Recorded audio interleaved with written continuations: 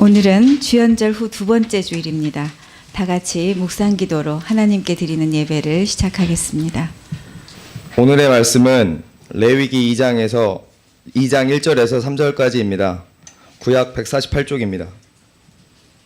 찾으신 줄 알고 봉독하겠습니다. 누구든지 소재의 예물을 여호와께 드리려거든 고운 가루로 예물을 삼아 그 위에 기름을 붓고 또 그 위에 유향을 놓아 아론의 자손 제사장들에게로 가져갈 것이요 제사장은 그 고운 가루 한 움큼과 기름과 그 모든 유향을 가져다가 기념물로 제단 위에서 불사를 지니 이는 화제라 여호와께 향기로운 냄새니라. 그 소제물에 남은 것은 아론과 그의 자손에게 돌릴지니 이는 여호와의 화제물 중에 지극히 거룩한 것이니라. 아멘. 우리 하나님의 은혜와 평강이 성도님들 가정에 충만하시길 바랍니다. 오늘 레위기 2장인데요. 레위기 2장은 소제를 드리는 방법을 설명하고 있습니다. 소제는 구약의 5대 제사 중에 하나인데 좀 특이한 것은 5대 제사 중에 유일하게 동물의 피를 흘리지 않는 제사입니다. 곡물로 드리는 제사입니다. 소제에는 두 가지가 있습니다.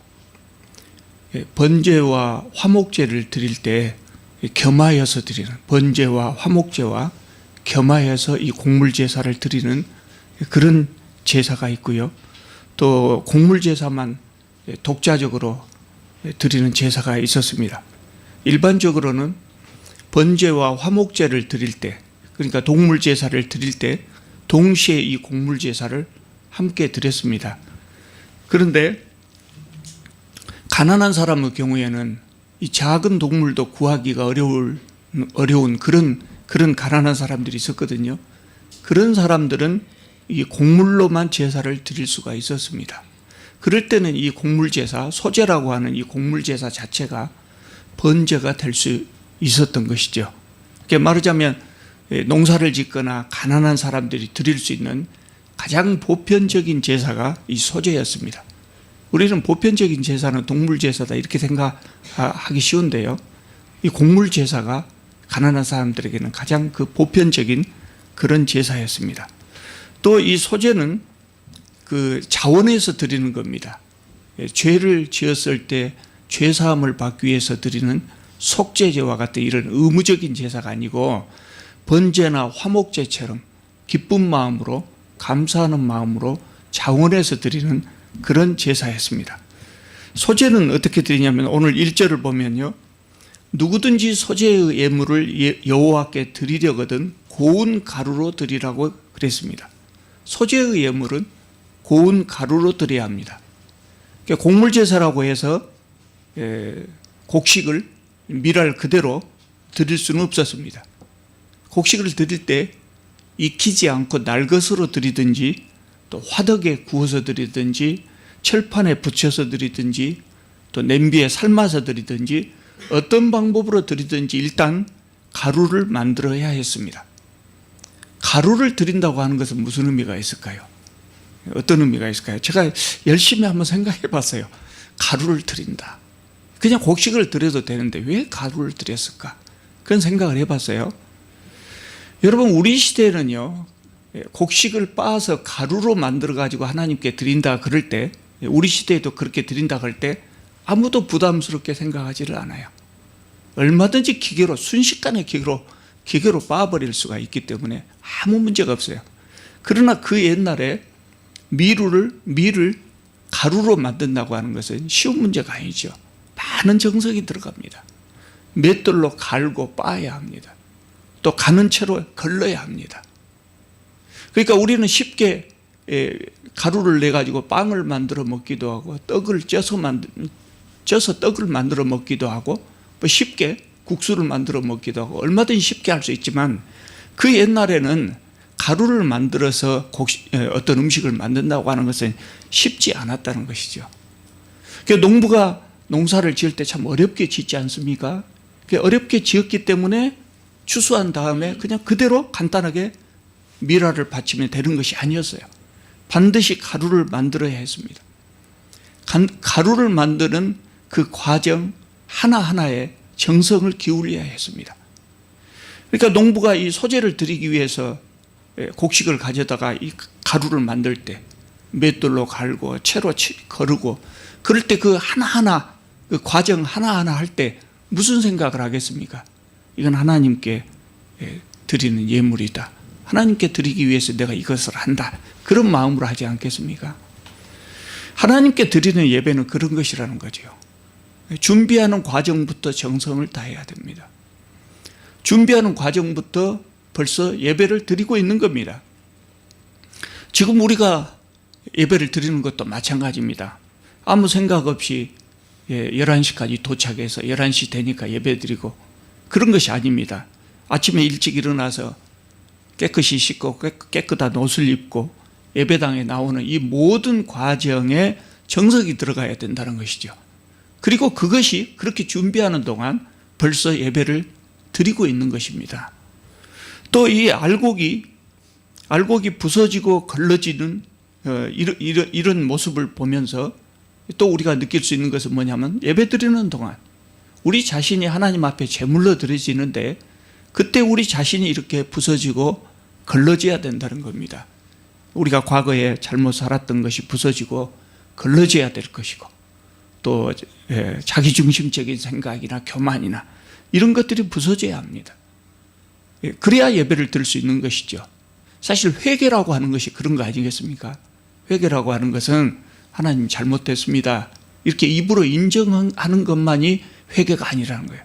정말 나의 잘못된 것들이 부서지고 갈아지고 걸러지고 그런 과정을 거쳐야 한다는 겁니다.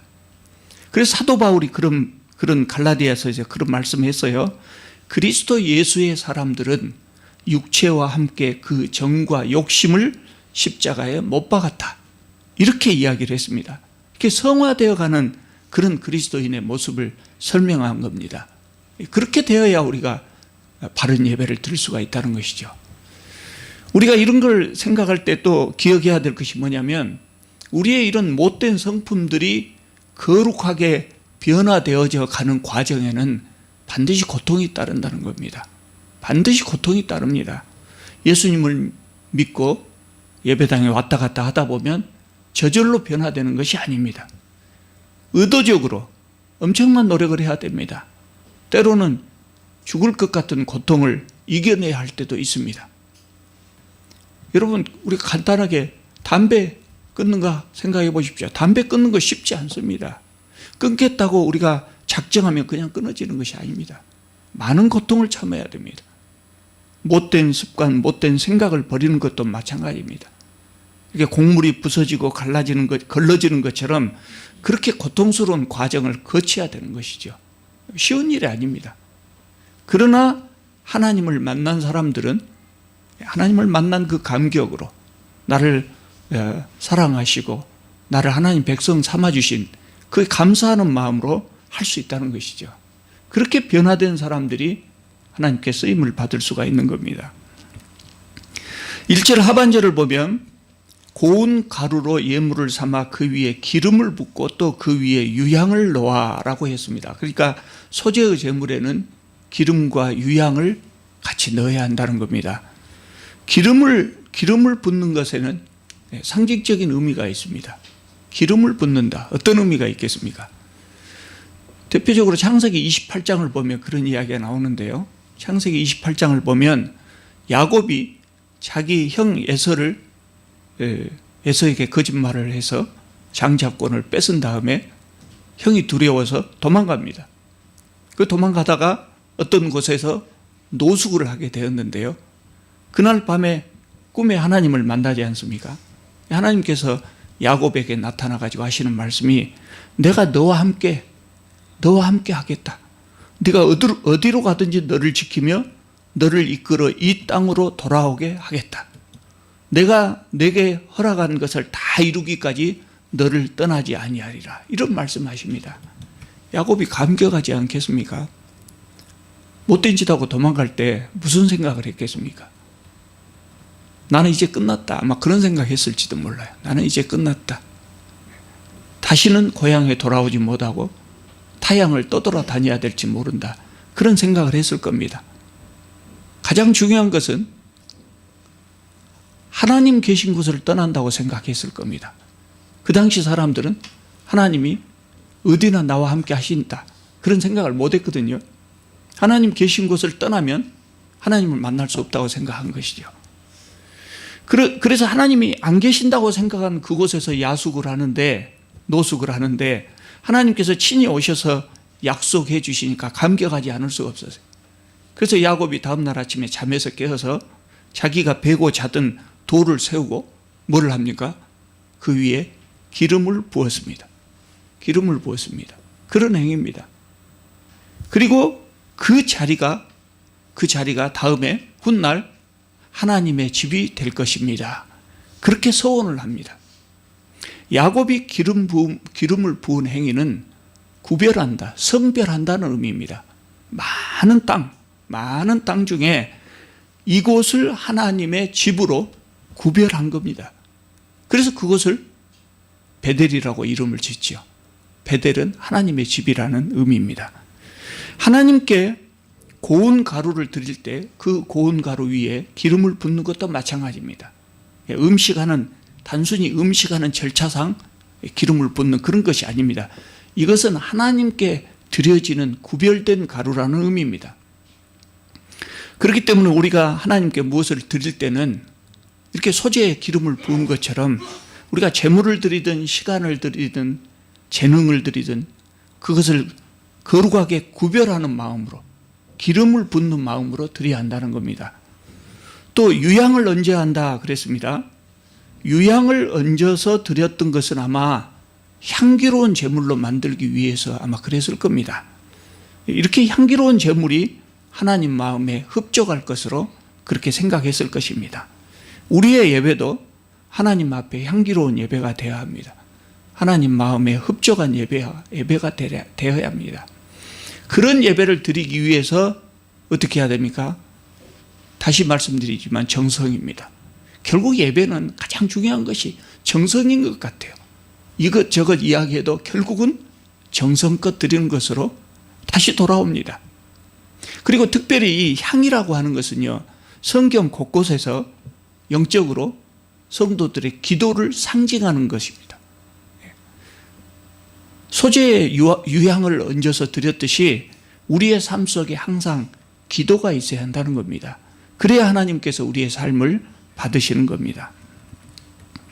13절을 보면은 내 모든 소재물에 소금을 치라 그랬습니다. 왜 소금을 치라 그랬을까요? 바로 다음에 보면 내 하나님의 언약의 소금을 내 소재에서 빼지 못할지니 내 모든 예물에 소금을 드릴지니라 그랬습니다. 언약의 소금이라 그랬습니다. 그러니까 이 소금은 하나님의 변치 않는 언약을 상징하는 겁니다. 그러므로 모든 예물에 소금을 넣어야 한다. 이것은 모든 제사가 하나님의 언약에 기초하고 있다는 겁니다. 그 언약이 어떤 언약입니까? 하나님께서 이스라엘 백성들을 애굽에서 구해내신 다음에 시내산에 모으고 언약을 맺습니다. 그 언약입니다. 물론 하나님께서 그 전에도 이스라엘 백성들의 조상들과도 언약을 맺었습니다마는 이스라엘 백성들과 하나님이 언약을 맺으신 것은 이것이 처음입니다. 그래서 이 애굽에서 탈출한 다음에 시내산에서 하나님과 이스라엘 백성들이 만나가지고 나는 너의 하나님이 되고 너희들은 내 백성이 되고 이 언약을 맺습니다. 그 이후로 이때로부터 이스라엘 백성들은 하나님의 백성이 되는 겁니다.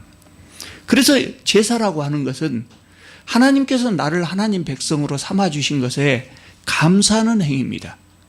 하나님과 맺은 그 언약에 감사하는 것입니다. 또 그리고 지난주에 말씀드렸습니다마는 이스라엘은 하나님 백성이기 때문에 거룩하게 살아야 한다 그랬거든요. 그런데 그렇게 살지 못했을 때 이 거룩성을 회복하기 위해서 제사를 드리는 겁니다. 그래서 모든 제사는 하나님께서 이스라엘과 맺은 이 언약에 기초하여 드리는 겁니다. 오늘 우리가 드리는 예배도 마찬가지입니다. 하나님께서 우리를 하나님의 자녀로, 하나님의 백성으로 삼아주신 그 언약에 기초해서 우리가 예배를 드리는 겁니다. 그러므로 예배는 나를 언약 백성으로 삼아주신 것에 감사하는 행위고, 또 내가 언약의 백성답게 살지 못한, 거룩하게 살지 못했을 때 자백하는, 회개하는 그런 마음으로 드리는 행위입니다. 또 11절을 보면 너희가 여호와께 드리는 소제물에는 누룩을 넣지 말지니 그랬습니다. 누룩과 꿀을 여호와께 화제로 드려 사르지 못할지니라 그랬습니다. 근데 성경은 어디에도 누룩이나 꿀을 드려서는 안 되는 그런 이유를 설명하고 있지 않습니다. 그런데요, 우리가 다른 말씀을 통해서 이거를 해석할 수가 있는데, 고린도전서 5장 8절을 보면 이런 말씀이 나옵니다. 이러므로 우리가 명절을 지키되 묵은 누룩으로도 말고 악하고 악의에 찬 누룩으로도 말고 누룩이 없이 오직 순전함과 진실함의 떡으로 하자 그랬습니다. 그러니까 누룩이 없다는 것은 순전하고 진실하다고 하는 것을 의미합니다. 그래서 가난한 사람들은 그래서 이 누룩이 없는 떡을 드려야 한다는 것은 순전하고 진실한 예배를 드려야 한다는 것이죠. 누룩을 넣는다고 하는 것은 뭔가 이렇게 섞여 있다, 이런 것을 생각했던 것 같습니다. 그래서 하나님께 드리는 것을 누룩이 없는 것으로 드렸던 겁니다. 또 이제 그 누룩이 없는 떡과 관련해서 또 한 가지 생각할 것은, 그 시대에 지금이야 그러지 않겠지만 그 시대에 가난한 사람들은 누룩이 없는 떡을 먹었다는 것이죠.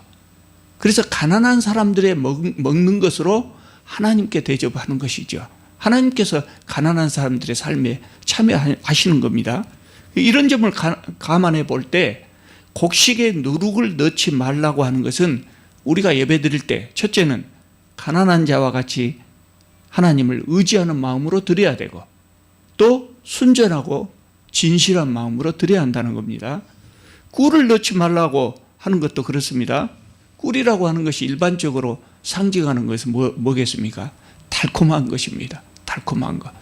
그러면 쾌락을 상징한다고 말할 수 있죠. 달콤한 것, 쾌락이라고 하는 것, 이런 것은 누구나 쉽게 빠져 들어가는 겁니다. 우리가 세상을 사는 동안 달콤한 것이나 쾌락이라고 하는 것을 전혀 없이 살 수는 없습니다. 너무 재미가 없는 삶이 되겠죠. 그러나 달콤한 것을 지나치게 먹으면 입안이 개운하지 않아요. 단 거 먹은 다음에 개운하지 않습니다. 그것처럼 쾌락이 지나치면 인생이 파멸합니다. 그래서 소제에는 꿀을 넣지 말라고 그렇게 말씀하신 것 같습니다. 14절에 보면은요, 너는 첫 이삭의 소제를 여호와께 드리거든 첫 이삭을 볶아 찌은 것으로 내 소제를 삼되 그랬습니다. 첫 이삭을 의미하는 것이 뭐냐면요, 여기 특히 이 첫 이삭이라고 우리 성경에는 그렇게 번역했는데, 그 히브리어에는 아비브라는 단어를 사용했어요. 이 단어가 의미하는 것은 뭐냐면, 여러분 곡식이 익기 전에 이삭을 이렇게 눌러보신 적이 있는가 모르겠어요. 저는 이제 시골에 살아서 이삭을 많이 이렇게 만져보고 그랬는데, 완전히 익기 전에 이삭을 딱 누르면 뭐가 나옵니까? 알곡이 안 나옵니다. 우윳빛 액체가 나옵니다. 액체가 나옵니다. 아비브는 그걸 의미하거든요. 아직 여물지 않은 상태를 말하거든요. 그래서 이것으로는 가루를 만들 수가 없죠. 속에 액체가 나오는데 어떻게 가루를 만들겠어요? 그래서 볶는다는 거예요. 볶아요. 볶은 다음에 말려서 찧어가지고 가루를 만들어서 드리는 겁니다. 첫 이삭을 드린다고 하는 것이 뭐겠습니까? 앞에서 말씀드린 대로 다시 정성입니다. 헌신입니다. 첫 이삭을 드릴 때쯤이면 곡식이 다 떨어집니다. 그때가 1년 중에 가장 배고픈 때입니다. 농부들에게는 이때가 가장 배고픈 때입니다. 그래서 우리 조상들이 그때를 뭐라고 했습니까? 보릿고개라고 했습니다. 세상에 고개가 많이 있지만 지금은 자동차 타고 고개 넘어버리니까 고개 넘을 때 힘든지 모르는데, 옛날에 다 걸어서 고개를 넘어가거든요. 고개 넘어갈 때 참 힘들지요. 그런데 고개 중에 가장 넘기가 어려운 고개가 보릿고개다. 어른들 말씀이 그랬어요. 곡식이 다 떨어질 때라고요. 그래서 그때는 산에 가서 먹을 수 있는 풀은 탁 해다가 삶아서 먹고, 그것도 없으면 나무 껍질 벗겨 먹고 그랬다 그래요. 나무 껍질을 어떻게 벗겨 먹었는가 모르겠어요. 그렇게 힘든 시기입니다. 그럴 때 처음으로 거둔 이삭이 얼마나 귀하겠습니까? 얼마나 기다렸던 그 알곡이겠습니까? 그래서 웬만한 정성으로는 이 첫 이삭을 드릴 수가 없는 거죠. 정말 지극한 정성이 필요했다는 거예요. 우리가 하나님께 드리는 것이 이런 겁니다. 하나님께서 이런 신앙을 원하시거든요. 우리는 귀한 것을 하나님께 드릴 줄 알아야 됩니다. 내가 쓰다 남는 것, 먹다 남는 것, 그건 허물이 될 수 없죠. 또 남는 시간이나 심심해서 하나님께 바치는 시간, 이거 헌신이 될 수 없죠. 가장 귀한 것을 정성껏 드릴 때 하나님께서 받으시는 겁니다. 그러니까 제가 여러 가지 말씀을 지금 드렸습니다만은 결국은 그런 것 같아요. 결국은 정성으로 다 모아지는 것 같아요.